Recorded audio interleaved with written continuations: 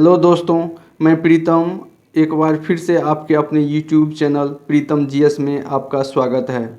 Topic wise MCQ विषय के अंतर्गत आज मैं आपको हिस्ट्री यानी कि मॉडर्न हिस्ट्री से संबंधित जो है एमसीक्यू डिस्कशन करवाऊंगा, जिसमें आधुनिक भारतीय इतिहास के अति महत्वपूर्ण प्रश्नों का टॉपिक वाइज डिस्कशन करवाने जा रहा हूं। तो आज जैसे इससे पहले मैंने जो टेस्ट डिस्कशन करवाया उसमें जो मैं जैसे बंगाल, मद्रास, पंजाब राज्य से संबंधित जो महत्वपूर्ण प्रश्न था उसका डिस्कशन करवाया। अब मैं ब्रिटिश सत्ता का जो भारतीय राज्य पर प्रभाव पड़ा उससे संबंधित क्वेश्चन का डिस्कशन करवाऊंगा। तो सीधे लिए चलते हैं आपको टेस्ट पर। सेट पहला का जो है प्रश्न पहला यह कि अंग्रेजी शासन का प्रभाव किस क्षेत्र में अधिक पड़ा? आर्थिक क्षेत्र, राजनीतिक क्षेत्र, धार्मिक या मनोवैज्ञानिक? तो जैसा कि हमको पता है कि अंग्रेज़ ने जब भारत पर आक्रमण किया तो यहाँ की संपत्ति पर, यहाँ की जो अर्थव्यवस्था पर सबसे ज़्यादा आघात किया। यहाँ से संपत्ति को सीधा ट्रांसफ़र किया। यहाँ जो भी जो लगान होता था, टैक्स होता था, यहाँ से भी जो भी उसको पैसा होता था वो सीधे यहाँ से ब्रिटेन भेजा करता था। तो इसका सही उत्तर होगा आर्थिक। उसका सबसे ज़्यादा आर्थिक प्रभाव पड़ा। तो इसका आंसर हुआ ए। प्रश्न 2 में दिया हुआ सूची को मिलान करने के लिए दिया हुआ, सूची 1 को सूची 2 से मिलान करना है। दिया है कि वाणिज्यिक चरण कब से कब तक था? 1757 से 1813। औद्योगिक चरण 1813 से 1860। इसके विषय में जो है मिलान करने के लिए दिया है। तो ए में वाणिज्यिक चरण 1757 में जो था एकाधिपत्य, व्यापार व प्रत्यक्ष विनियोग का काल। 2 में दिया हुआ औद्योगिक चरण, इसमें मुक्त व्यापार का काल। और 3 में दिया वित्तीय पूंजीवाद, ब्रिटिश पूंजी निवेश। तो इसका सही होगा ए का 1, बी का 2 और सी का 3। इसका उत्तर होगा ऑप्शन ए। प्रश्न 3 में दिया हुआ कि भारत में अंग्रेजों की लूट किस महत्वपूर्ण घटना के बाद से शुरू हो गई? ए में प्लासी का है बक्सर का युद्ध, कंपनी को भारत में व्यापार करने की अनुमति मिलने के पश्चात, अथवा 1813 के चार्टर एक्ट के पश्चात। तो इससे पहले तो कंपनी को भारत में जब व्यापार का जो छूट मिला था तो उसने बिजनेस शुरू किया था। वो अंधाधुन लूट नहीं करता था, लेकिन जैसे ही प्लासी का युद्ध उसने जीता तो उसके बाद एक मुश्त जो था उस पर कोई कंट्रोल करने वाला रहा नहीं और उसने एक मुश्त तरीके से लूट करना चालू किया। तो इसका ऑप्शन ए सही होगा। वहीं जहाँ तक सवाल है 1813 एक्ट का, तो इसके तहत जो है कंपनी के अधिकार का जो था एकाधिकार को सीमित कर दिया। अब इसमें केवल चाय और चीन के साथ व्यापार के अलावा जो था सारे व्यापार पर प्रतिबंध लगा दिया गया। वहीं 1833 में क्या कर दिया, इसके एकाधिकार को बिल्कुल ही खत्म कर दिया। तो इसका सही उत्तर है ऑप्शन ए। प्रश्न 4 में दिया कि ब्रिटिश काल में भारत में निम्नलिखित में से किस भू राजस्व व्यवस्था को नहीं अपनाया गया? अस्थाई बंदोबस्त, हाँ अस्थाई बंदोबस्त को अपनाया गया। कॉर्नवालिस 1793। फिर रैयतवाड़ी व्यवस्था थॉमस मुनरो 1820। महलवाड़ी व्यवस्था 1822 हॉल्ट मैकेंजी। लेकिन दहसाला व्यवस्था नहीं था। दहसाला व्यवस्था जो था ये मुगल कालीन व्यवस्था था ज़मीन का। अकबर के शासनकाल में इस व्यवस्था का ज़्यादा प्रचलन था। जिसका सही उत्तर होगा ऑप्शन डी। प्रश्न 5 में दिया है कि भारत में प्रथम रेल लाइन निम्नलिखित में से किसने बिछवाई थी? तो William Dudley, Roger Smith, George Clark या वॉरेन हेस्टिंग्स। तो इसमें जो था 1853 में प्रथम रेलगाड़ी जो था 1853 में मुंबई से थाने के बीच में 34 किलोमीटर का डिस्टेंस कवर किया था। 13 या 16 अप्रैल को जो था 1853 को चला था। लेकिन उस समय जो था बंगाल का गवर्नर कौन था? बंगाल उस समय भारतीय गवर्नर जनरल जो था डलहौजी था। डलहौजी के शासनकाल में ही जो था प्रथम बार रेलवे चला था भारत में। लेकिन उस समय जो था इसका श्रेय किसको दिया जाता है? तो ये जॉर्ज क्लार्क को दिया जाता है। प्रश्न 6 में भारत से ब्रिटेन की ओर संपत्ति के अपवहन यानी कि ड्रेन ऑफ वेल्थ, धन का निष्कासन का सिद्धांत किसने दिया था? गोपाल कृष्ण गोखले, दादा भाई नौरोजी, सुरेंद्र नाथ बनर्जी अथवा लाला लाजपत राय। इसका सही उत्तर होगा दादा भाई नौरोजी। दादा भाई नौरोजी ने दिया था धन के अपवहन का सिद्धांत, यानी कि भारत से जो भी धन था अंग्रेज यहाँ से ले जाता था। तो इसका सही उत्तर होगा ऑप्शन बी। और इन्हें grand old man of India भी कहा जाता था। इन्हें जो है भारत के grand old man of India भी कहा जाता है। प्रश्न 7 में दिया हुआ है, वर्ष 1853 ईस्वी में लॉर्ड डलहौजी ने पहली बार टेलीग्राम लाइन शुरू की, वह किसके बीच थी? तो डलहौजी जो है रेलवे का जनक कहा जाता है। रेलवे, भारत में जो रेलवे लाइन बिछाया, रेलवे लाया, डाक, तार, ये सारे का श्रेय दिया जाता है इसमें डलहौजी को। तो ये कहाँ से कहाँ तक सबसे पहले जो था टेलीग्राफ लाइन शुरू किया था? तो ये था आपको ए में दिया हुआ है, बम्बई से थाने के बीच में तो रेलवे शुरू हुआ था। कलकत्ता मद्रास नहीं होगा, बम्बई और आगरा, बम्बई नहीं होगा, कलकत्ता और आगरा के बीच शुरू हुआ था। इसका ऑप्शन डी सही है। प्रश्न 8 में दिया है कि भारत में ब्रिटिश भूराजस्व प्रणाली का निम्नलिखित में से किसने अधिक लाभ प्राप्त किया? बटाईदार व्यवस्था नहीं, किसान, जमींदार, कृषि मजदूर। ये जमींदारी व्यवस्था जिसे अस्थाई बंदोबस्त कहते हैं, इसमें जो था जमींदार को दिया गया था कि जमींदार पट्टा पर ज़मीन दे किसान को, और किसान खेती करके सीधा टैक्स जो देता था जमींदार को। जमींदार जो था उसमें से 89 भाग जो था 100 में से देता था सरकार को, और 11 भाग जो था अपने पास में रखता था। तो इसमें सबसे ज़्यादा लाभ मिलता था जमींदार को। प्रश्न 9 में भारत में सबसे पहला सूती वस्त्र मिल किस शहर में स्थापित किया गया? सूती वस्त्र मिल जो था सबसे पहले मुंबई में स्थापित किया गया था। इसका सही उत्तर है ऑप्शन बी। प्रश्न 10 में दिया है, अंग्रेजों द्वारा बनाई गई भूराजस्व व्यवस्था की निम्न प्रणालियों में से कौन सी कृषकों के हित में सर्वाधिक सुरक्षा प्रदान करती है? बंगाल प्रांत की अस्थाई भू व्यवस्था नहीं, ये तो बिल्कुल सबसे ज़्यादा किसान की दुर्गति इसी व्यवस्था के चलते हुआ था। दूसरा, मद्रास प्रांत की रैयतबाड़ी व्यवस्था, यह व्यवस्था सबसे अच्छा था।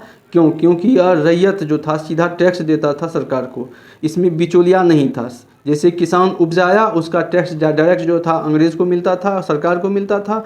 लेकिन वही जहाँ तक अस्थाई व्यवस्था की बात है, तो इसे जो था ज़मींदारी व्यवस्था इसी को बोलते हैं। तो ज़मींदार को टैक्स देता था और ज़मींदार उसमें से 89 भाग दे देता था उसको, और 10% 11% अपने पास में रखता था। तो सबसे ज़्यादा नुकसान इसी में था, क्योंकि इसमें ज़मीन का मालिक जो था ज़मींदार नहीं, खुद अंग्रेज़ था, और ज़मींदार उसका केयर टेकर था। लेकिन रैयतबाड़ी व्यवस्था में ज़मीन का मालिक रैयत था और टैक्स के रूप में अंग्रेज को दिया जाता था।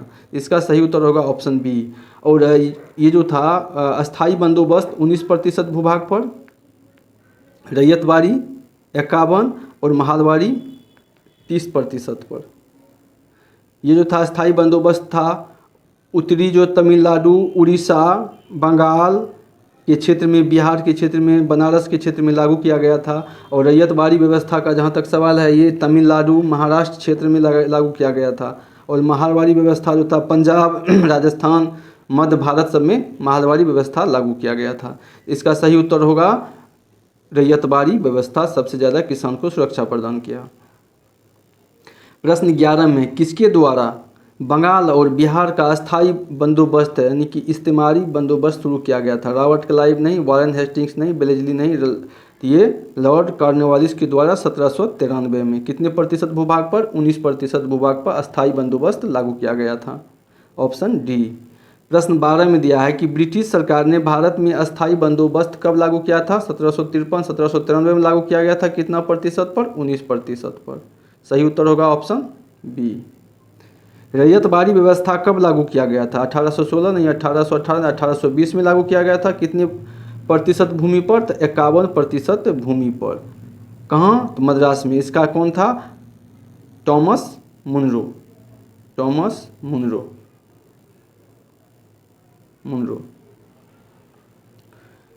प्रश्न 14 में पहली बार औपचारिक रूप से महलबाड़ी व्यवस्था कब शुरू हुआ? 1793 में अस्थाई बंदोबस्त, 1820 में रैयतबाड़ी व्यवस्था और 1822 में महलबाड़ी व्यवस्था। तो ऑप्शन डी। हॉल्ट मैकेंजी इनके थे प्रवर्तक। प्रश्न 15 में अस्थाई बंदोबस्त जिन क्षेत्रों में लागू किए गए थे उनमें शामिल था बंगाल, ठीक है, बिहार, उड़ीसा, मद्रास के उत्तरी जिले और बनारस, सभी है 1 2 3 4 5। प्रश्न 16 में दिया है कि अंग्रेजी शासनकाल में भारत का कौन सा क्षेत्र अफीम के उत्पादन के लिए प्रसिद्ध था? बिहार, दक्षिण भारत, गुजरात, असम। ये बिहार था। बिहार अफीम के उत्पादन के लिए बहुत ही फेमस था। बिहार में गंगा नदी किनारे से पटना है, पटना में अफीम का गोदाम था। वर्तमान जो कलेक्ट्रेट है, पटना का जो कलेक्ट्रेट था, यहाँ पर बहुत बड़ा बड़ा गोदाम बनाया गया था। उसमें अफीम का स्टोरेज करता था। अफीम का उत्पादन होता था बिहार में ज़्यादा और स्टोरेज वहीं पे करता था। वहाँ पर शिप के माध्यम से सीधे इसे मुंबई ले जाता था और वहाँ से फिर उसको जो है विदेश के लिए सप्लाई करता था। इसका ऑप्शन ए होगा। प्रश्न 17 में दिया 18वीं सदी में बंगाल में वस्त्र के उद्योग के पतन के लिए उत्तरदायी कारण क्या है? उत्पादन की गुणवत्ता में कमी, ये नहीं कारण था। कच्चे माल का तो ये तो था ही। ब्रिटेन को निर्यात कच्चे माल पर उच्च तटकर और कारीगरों की अनुपलब्धता। तो इसका सही उत्तर होगा ऑप्शन सी। ब्रिटेन को निर्यात जो माल पर उच्च तटकर टैक्स लेता था। यहाँ से जो भी वस्त्र बनता था, अगर उसको ब्रिटेन के लिए निर्यात होता था तो उस पर बहुत अधिक टैक्स लगा दिया गया था। इसलिए यहाँ पर उत्पादन धीरे धीरे ह्रास होता गया उत्पादन का। प्रश्न 18 में नील कृषकों की दुर्दशा पर लिखी गई पुस्तक का नाम क्या है और किसने लिखी है? ये नील दर्पण के लेखक कौन है? बंकिम चंद्र चटर्जी के थे, बंकिम चंद्र चटर्जी, और ये दीनबंधु मित्रा। इसका सही उत्तर होगा दीनबंधु मित्रा। शरद चंद्र चटर्जी ये आनंद मठ के लेखक थे, बंकिम चंद्र चटर्जी। और ये शरद चंद्र है, ये रविन्द्रनाथ ठाकुर के बारे में जानबे करते हैं। गोरा चंडालिका, इस पर गीतांजलि। इसका सही उत्तर होगा ऑप्शन बी। प्रश्न 19 में दिया है कि अंग्रेजों द्वारा सर्वप्रथम कहवा कहाँ लगाए गए थे? चिकमंगलूर जनपद नहीं होगा, कुर्ग जनपद नहीं, नीलगिरी नहीं, ये वायनाड केरल। केरल में जो था वायनाड जनपद जो था, यहीं पर सबसे पहले जो था कहवा यानी कि कॉफ़ी का बागान लगाया गया था। प्रश्न 20 में दिया हुआ कि अंग्रेजी शासन के दौरान भारत के आर्थिक दोहन के विचार का प्रतिपादन किसने किया था? ये दादा भाई नौरोजी ने कहा था। धन के निष्कासन यानी कि आर्थिक दोहन का सिद्धांत दिया था। सही उत्तर होगा ऑप्शन ए। इस प्रकार से सेट ए का मैंने 1 से 20 प्रश्नों का डिस्कशन करवाया। अब मैं आपको सेट 2 पर लिए चलता हूँ। सेट 2 का पहला प्रश्न है कि भारत में अंग्रेज़ों के समय में प्रथम जनगणना किसके शासनकाल में हुई?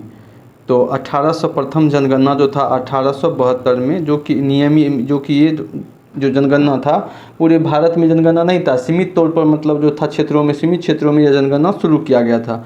उस समय जो था भारत का जो गवर्नर था वो था भारत का वायसराय जो था वो मेयो था, मेयो। लेकिन नियमित जनगणना फिर 1881 से शुरू हुआ और इस समय में जो था वो लॉर्ड डफरिन के शासनकाल में, लॉर्ड रिपन के शासनकाल में, इसका सही उत्तर होगा लॉर्ड मेयो। प्रश्न 2 में दिया सर थॉमस मुनरो किस भू राजस्व बंदोबस्त से संबंधित थे? अस्थाई बंदोबस्त से कॉर्नवालिस थे, महलवारी से जो थे आपको हॉल्ट मैकेंजी, रैयतवारी व्यवस्था से थे थॉमस मुनरो। तो ऑप्शन सी इसका सही होगा। प्रश्न 3 में दिया है कि भारत में प्रथम रेल लाइन का निर्माण 1853 में किन नगरों के बीच में लाइन का निर्माण हुआ था? किन नगरों के बीच में हुआ था? हावड़ा श्री रामपुर नहीं, बम्बई और थाने के बीच में हुआ था। इस समय जो था भारत का गवर्नर जनरल था डलहौजी था और कितनी दूरी था? 34 किलोमीटर। सही उत्तर होगा इसका ऑप्शन बी। प्रश्न 4 में दिया है स्वतंत्रता पूर्व अवधि में ब्रिटिश सरकार द्वारा भारत में आधुनिक शिक्षा के प्रसार का मुख्य उद्देश्य क्या था? एक में दिया है छोटे प्रशासनिक पदों पर नियुक्ति हेतु शिक्षित भारतीयों की आवश्यकता। फिर दिया है कि भारतीय संस्कृति को प्रोत्साहन, नहीं, इसका तो नहीं होगा। भारतीय लोगों को आधुनिक बनाना, ये उद्देश्य हो ही नहीं सकता है ऊपर, यानी कि इसका ए ऑप्शन सही होगा। प्रश्न 5 में दिया है कि अस्थायी बंदोबस्त के तहत जमींदार को पूरे लगान भू राजस्व का कितना प्रतिशत राज्य को देना होता था? राज्य को देना है तो 11, यानी कि 11% खुद रखना होता था और 89% राज्य को देना होता था। सही उत्तर है ऑप्शन ए। प्रश्न 6 में दिया है कि रैयतवाड़ी व्यवस्था जिन क्षेत्रों में लागू की गई उनमें शामिल थे मद्रास प्रेसिडेंसी, बम्बई प्रेसिडेंसी, पूर्वी बंगाल प्रेसिडेंसी, असम, कुर्ग। यानी कि 1, 2, 3, 4, 5 यानी कि सभी क्षेत्रों में लागू की गई थी। प्रश्न 7 में दिया है कि उत्तरी भारत में भूमिकर व्यवस्था का प्रवर्तक the father of land settlement in northern India किसे कहा जाता है? ये में दिया है मार्टिन बर्ट, थॉमस मुनरो तो आपको, और कैप्टन रीड, ये तो आपको दक्षिण भारत में जो थे रैयतवाड़ी व्यवस्था में चार्ल्स ग्रांट, तो ये शिक्षा से संबंधित था, तो ये मार्टिन बर्ट होगा, ए होगा। उत्तरी भारत में भूमिकर, उत्तरी भारत की भूमिकर व्यवस्था को क्या बोलते थे? अस्थाई व्यवस्था बोलते थे। इसका ऑप्शन ए। प्रश्न 8 में समस्त अंग्रेजी भारत की सर्वाधिक भूमि 51% पर अपनाई गई भू राजस्व व्यवस्था कौन था? अस्थाई बंदोबस्त 19%, रैयतवाड़ी 51%, महलवाड़ी 30%। इसका सही उत्तर होगा ऑप्शन बी। प्रश्न 9 में दिया हुआ है कि भारत में उपनिवेशी काल में लिटली आयोग किससे संबंधित है? लिटली आयोग आगे राजनीतिक नहीं है, श्रमिकों की मौजूदा परिस्थितियों पर प्रतिवेदन पर सिफारिश, यही इसका सही उत्तर है ऑप्शन बी।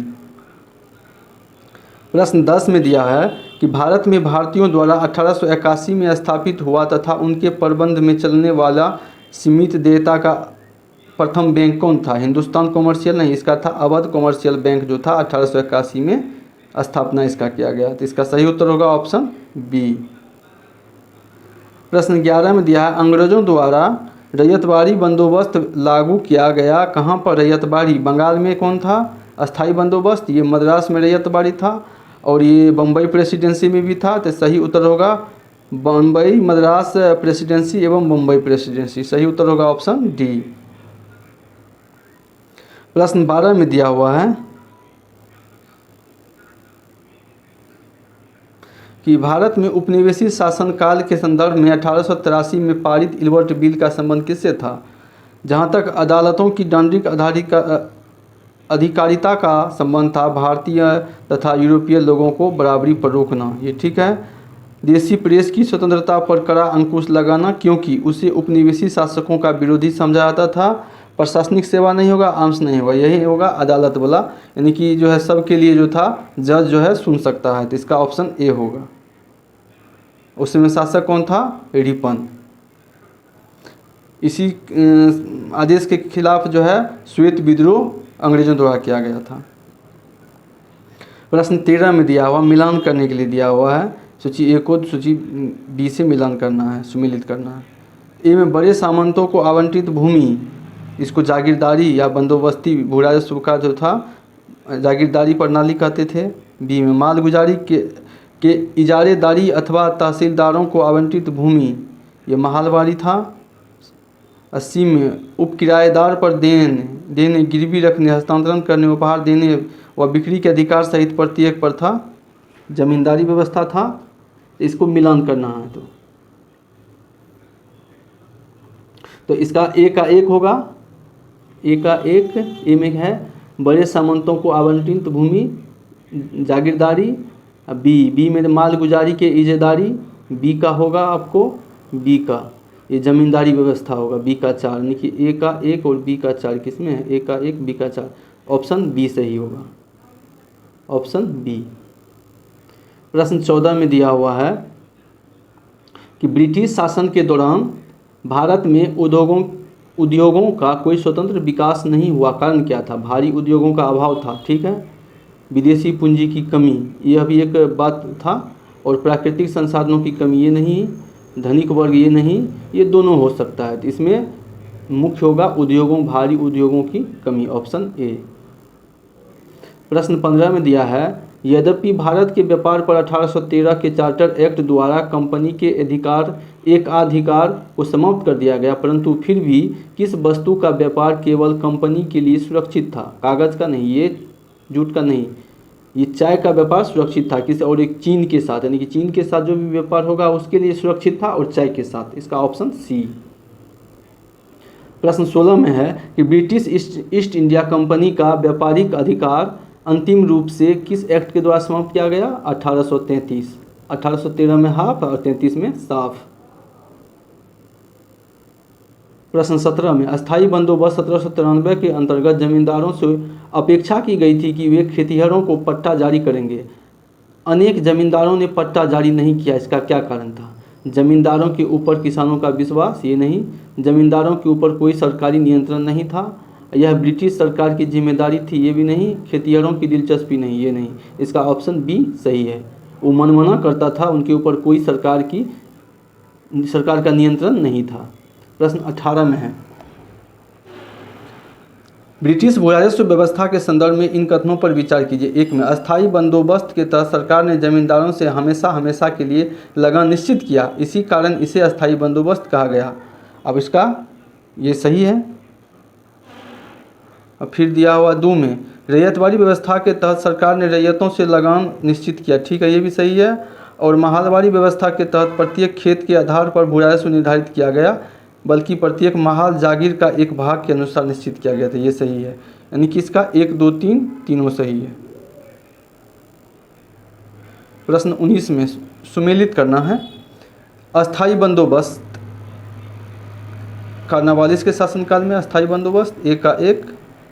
बी रैयतवाड़ी बंदोबस्त, ये था कैप्टन रीड और टॉमस मुनरो, बी का 2 मुनेरी एलिफिंस्टन, ठीक है। और महालवाड़ी व्यवस्था हॉल्ट मैकेंजी मार्टिन बर्ड, सही है। तो ए का 1, बी का 2, सी का 3। प्रश्न 20 का अंतिम प्रश्न सेट 2 का 20 में दिया है कि महालवाड़ी व्यवस्था जिन क्षेत्रों में लागू की गई थी उनमें शामिल है गंगा घाटी, ठीक है, दोआब के उत्तरी पश्चिमी प्रांत, ठीक है, और मध्य भारत और मराठा का कुछ क्षेत्र दिया है, पंजाब। ये तीनों, ये पांचों सही है, 1, 2, 3, 4, 5। इस प्रकार से मैंने सेट 2 का 1 से लेकर 20 प्रश्नों का डिस्कशन करवाया। मैं अब आपको आगे का सेट पर लिए चलता हूँ। प्रश्न 3 का पहला, सेट 3 का पहला प्रश्न है, मिलान करना है कि ए में बंगाल काश्तकारी अधिनियम कब हुआ था? ये 1885 में। बी में अवध लगान अधिनियम एनम मद्रास काश्तकारी विधेयक 1886 में। बी में। सी में दक्कन काश्तकारी 1879 में। और डी में मध्य प्रांत काश्तकारी 1883 में। तो ए का 1, बी का 2, सी का 3, डी का 4 होगा। प्रश्न 2 में दिया है आधुनिक शिक्षा के संदर्भ में शिक्षा का माध्यम को लेकर उठे फ्रांच आंग्ल विवाद का अंत मैकाले के प्रपत्र 1835 से हुई। इसके अनुसार किस भाषा को भारत में शिक्षा का माध्यम घोषित किया गया? ये था अंग्रेजी। ना हिंदी, उर्दू, संस्कृत नहीं, अंग्रेजी को शिक्षा का माध्यम बनाया गया भारत में मैकाले के सिफारिश पर, ऑप्शन डी। उसके बाद दिया है प्रश्न 3 में दिया कि भारतीय शिक्षा का मैग्ना कार्टा किसे कहा जाता है? ये है ऑप्शन ए में दिया है कि वुड के घोषणा पत्र, बी में हंटर आयोग, सी में रेले और डी में शेडलर आयोग। इसका सही उत्तर होगा वुड डिस्पैच 1854 में। इस समय में जो था भारत का गवर्नर कौन था? डलहौजी। इसी के शासनकाल में वुड डिस्पैच लाया गया था। प्रश्न 4 में दिया है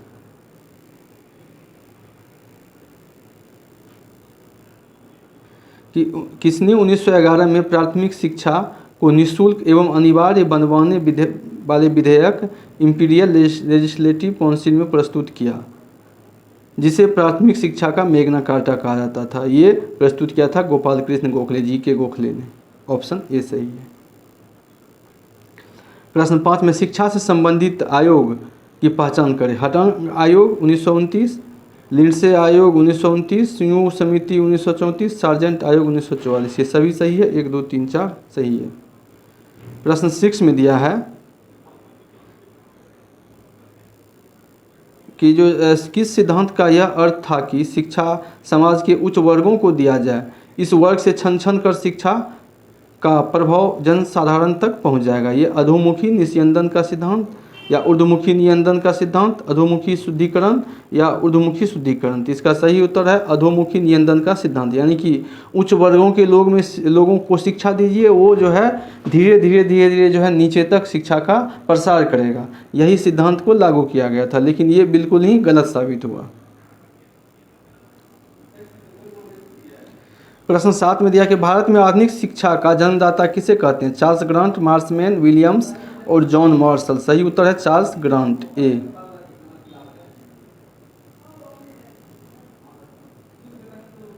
प्रश्न 8 में दिया है कि हिंदू कॉलेज कलकत्ता 1817 जो कि पाश्चात्य पद्धति पर उच्च शिक्षा देने का प्रथम कॉलेज था, जिसका धार्मिक शिक्षा से कोई संबंध नहीं था, की स्थापना किसने किया था?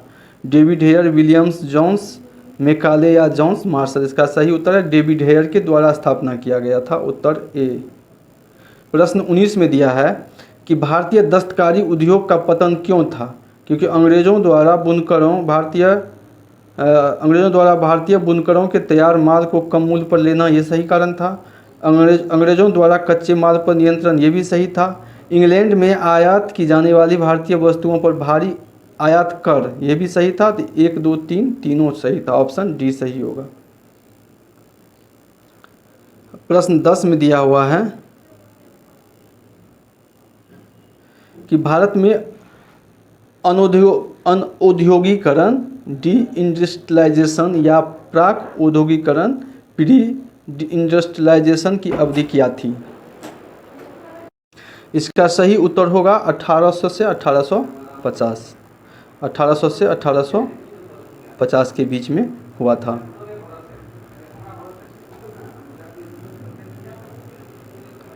प्रश्न 11 में दिया हुआ है कि भारत में आधुनिक उद्योगों की स्थापना कब प्रारंभ हुई? 1550 नहीं, 1650 नहीं, 1750 नहीं, 1850 से प्रारंभ हुआ, ऑप्शन डी सही है। प्रश्न 12 में दिया है कि भारतीय बुनकरों की दयनीय हालात पर किस गवर्नर जनरल ने टिप्पणी की कि इनका दुख दर्द समूचे भारत में अतुलनीय है? कपड़ा बुनकरों की हड्डियों से भारत की धरती सफ़ेद है, किसने कहा था? लॉर्ड कॉर्नवालिस नहीं, लॉर्ड विलियम बेंटिक ने यह बात कही थी।